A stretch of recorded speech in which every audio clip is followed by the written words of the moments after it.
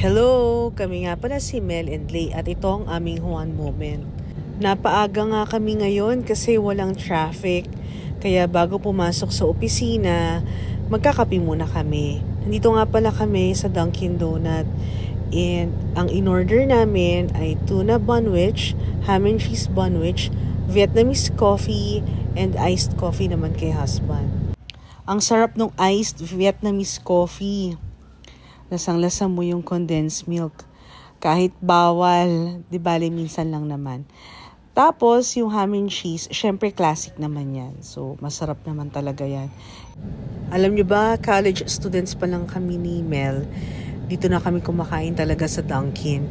Naalala ko nga dati, nag-share lang kami sa isang tuna bunwich at isang cup of coffee. Kaya memorable sa amin talaga ang Dunkin Donut. O paano, dito na lang ha. Papasok na kami. Thank you for your support. God bless you all.